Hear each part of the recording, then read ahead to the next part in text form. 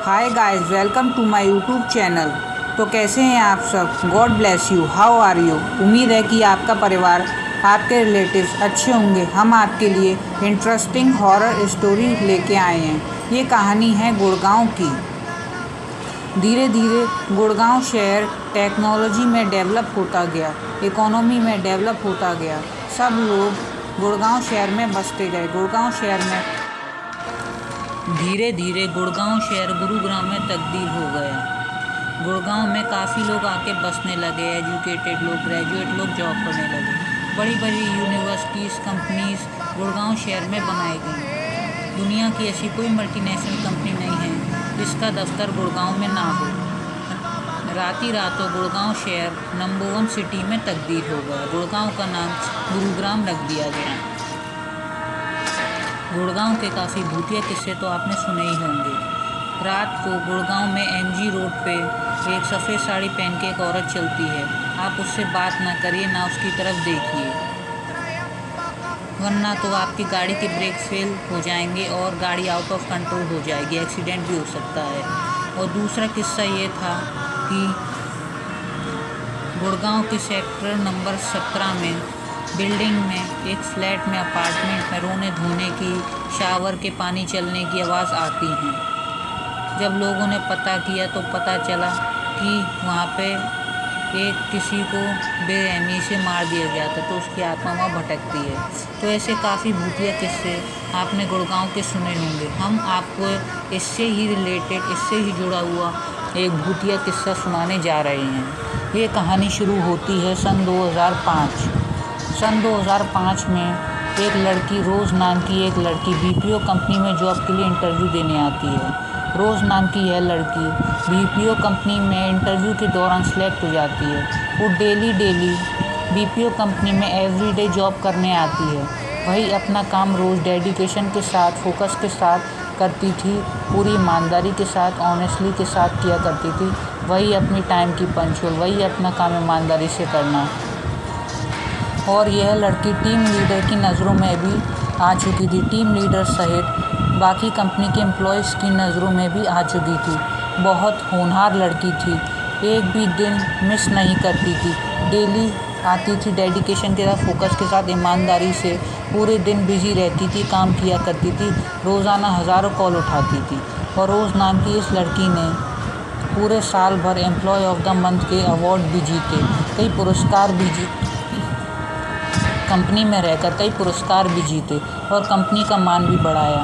Company के boss, chairman, supervisor, team leader, manufacturer, बाकी employees, graduate लोग, एजुएट लोग, सब रोज़ से काफ़ी खुश थे।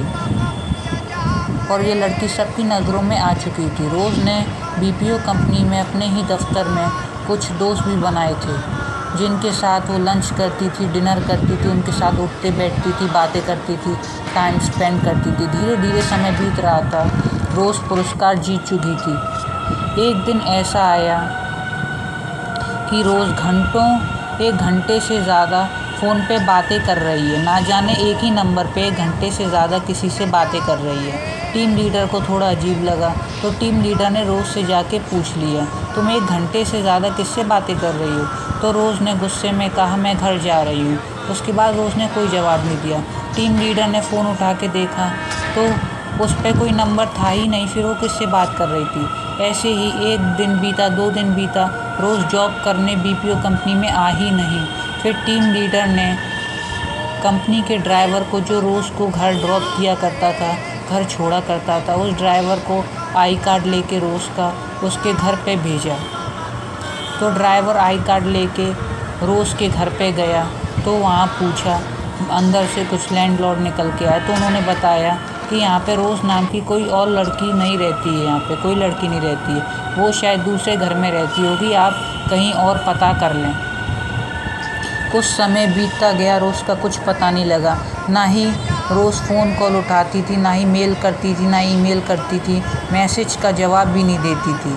टीम लीडर को थोड़ा अजीब लगने लगा। ये बात कंपनी में फैलती गई।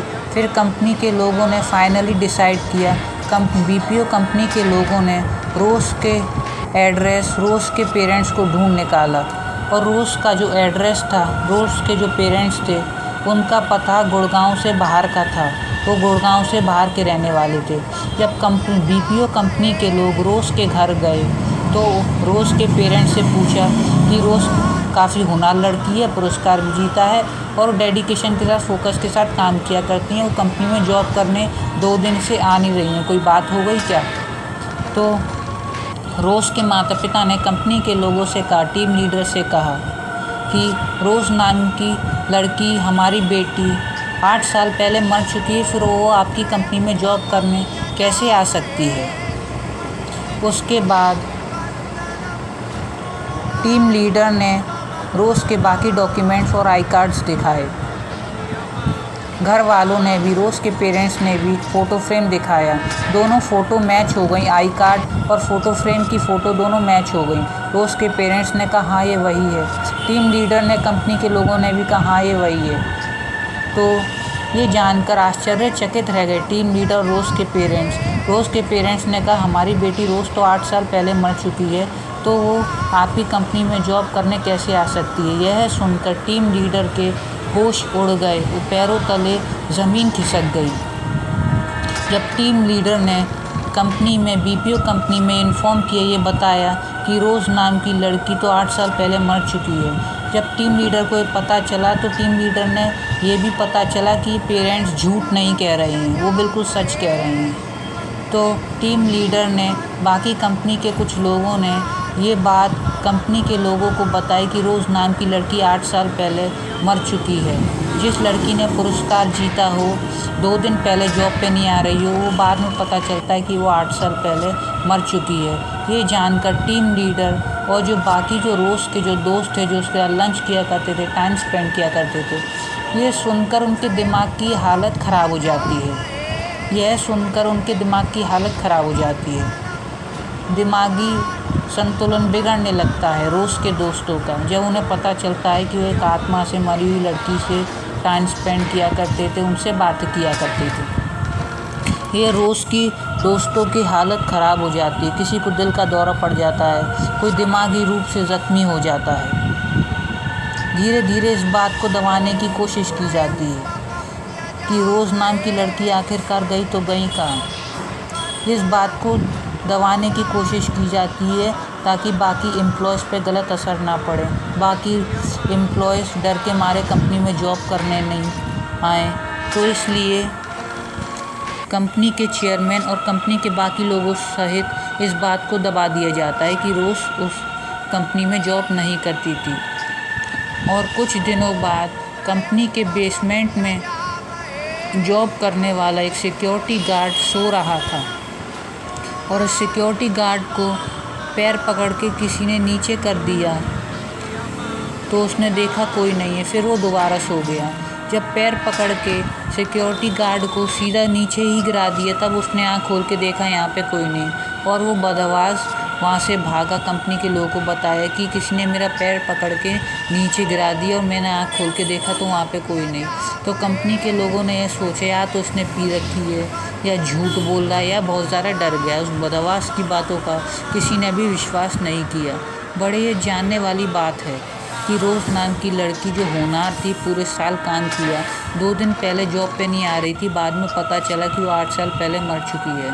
रोज़ के साथ रहने वाले बाकी एम्प्लॉयज़, रोज़ के दोस्तों की दिमाग की हालत आप समझ सकते हैं कि कैसी हो रही थी। रोज़ के दोस्तों की दिमागी हालत बहुत ही ख़राब हो चुकी थी। किसी को दिल का दौरा पड़ गया, कोई दिमागी रूप से पागल हो गया, किसी के पैरों तले ज़मीन खिसक गई और लोग बहुत बीपीओ कंपनी में जॉब करने से डरने लगे। उन लोगों ने वो कंपनी ही छोड़ दी। बाद में पता चला, जब कुछ सालों बाद वहाँ के लोगों से, यानी कि सन 2005 के गुड़गांव के कांस्टेबल से बातें की, तो उन्होंने भी ये बताया कि ये खबर हमारे कानों तक भी पहुँची थी, मगर इस बात का कोई पक्का सबूत नहीं है। इस बात का कोई पक्का सबूत नहीं है। हमें ये समझ नहीं आ रहा था कि हम किस बात को लेकर एफआईआर दर्ज करें। रोज़ नाम की लड़की आखिरकार गई तो गई कहाँ? क्या ऐसा किसी कंपनी में हुआ नहीं है? ये ज़िंदगी में पहली और आखिरी बार एक्सपीरियंस किया है लोगों ने। जो लड़की 8 साल पहले मर चुकी है, वो 2 दिन पहले जॉब पे नहीं आ रही थी। तो ये एक ट्रू स्टोरी पे बेस्ड है और इसके ऊपर काफ़ी फिल्म्स और सीरियल्स भी बनाए गए हैं। एक्टर विवेक ओबरॉय अभिनेता विवेक ओबरॉय इसके ऊपर एक फिल्म भी बना रहे हैं। वो शायद अगले हफ्ते या अगले साल रिलीज़ हो सकती है। Thank you so much. अगर आप ऐसी भूतिया स्टोरी सुनना चाहते हैं तो हमारी वीडियो को लाइक कर दें, शेयर कर दें और ज़्यादा से ज़्यादा सब्सक्राइब कर दें। Thank you so much.